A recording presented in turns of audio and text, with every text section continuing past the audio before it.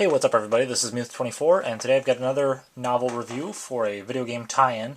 This is Halo Contact Harvest, and this is part of a little 3-pack that I got a while back. It comes with the Cole Protocol, Contact Harvest, and Ghosts of Onyx. I think this retailed for like $14.99 or something, and you get 3 books. So basically it's like you're paying for 1.5 books and getting 3, which is kind of nice. I really do like the box for this, and I'll do the other 2 novels at a later point. But you have basically larger artwork from the 3 novels on different sides of it. So there's Cole Protocol on this side, Ghosts of Onyx there, and Contact Harvest.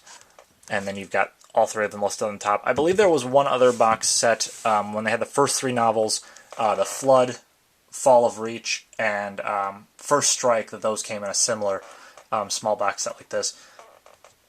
But pulling Contact Harvest out of the box here, you might recognize that face on the front of the box, and that is Sergeant Johnson, and he is the main character of this book, or at least one of the main characters. It's him when he is quite young, when he's early in his time with the UNSC, and he is part of this like small squad, and most of the team ends up dying in like the first, the little prologue section. So he goes back to Earth for a little while, and then gets pulled into this training mission out on Harvest. And Harvest is this like kind of middle of nowhere planet. It's basically just an agricultural hub, and they grow a bunch of crops and ship them out to the different colonies that the humans have populated. And he's training all these just kind of ragtag troops that like either they're inexperienced because all they've known is farming all their life, or they're just older and kind of out of shape compared to the younger guys. And it's kind of funny to see him put in that scenario because he takes his work very seriously at this point. Johnson, as he's younger here, isn't quite the funny guy that he is in the games. He's still sort of a hardened soldier, and he takes himself very seriously. We do see a little bit of the way that he's portrayed in the games coming out later in the novel. And I think that's because he has that sort of commanding role now, and he feels responsible for the the lives of all the troops that he's training. But as Johnson finds out pretty early on, there's some other motive for having him come to Harvest, and that is that the UNSC has basically caught wind of other aliens, or other species being in the galaxy, and of course that is the Covenant. And the way that they first actually make contact with each other is kind of weird, but there's a Kigyar, or rather a Jackal as they're called in the games. A Jackal is in command of some like small Covenant ship that ends up like boarding an automated UNSC ship and like stealing a bunch of stuff from it, and then there's sort of this whole issue of, well, where did all the the supply, all the stuff that was being shipped on that get to? And then they sort of have another encounter with a manned ship, and they say that there's not that many ships that leave Harvest that actually have crew because they're just automated to go to whatever system that they're delivering stuff to.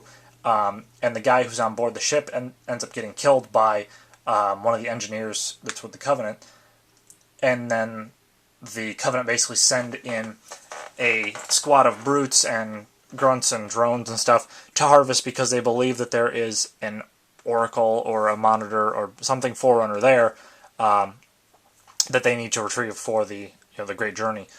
So you kind of have a few different stories going on at once, and I've noticed it's kind of a trend with all of the Halo novels. They have a couple different stories that they're telling at the same time. In this one, like I said, Sergeant Johnson is the main character for most of the story. On the Covenant side of things, you have the Brute Chieftain, who is actually the uncle to Tartarus, and you see sort of his role in things as being less prominent than obviously in the games, because Tartarus is considerably younger. But you see his uncle's role as the chieftain, and sort of how the Brutes are treated in the Covenant early in the war, as compared to later when they end up taking over the Holy Council Guard and stuff. And they're really not considered to be all that high ranking in the Covenant. They're just kind of brutal warriors, whereas the elites are like these proud, refined soldiers.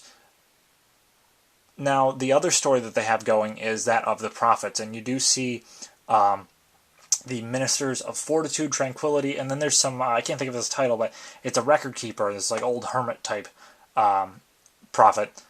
Well, not prophet yet, but Sanshaim, which is the species that the prophets are.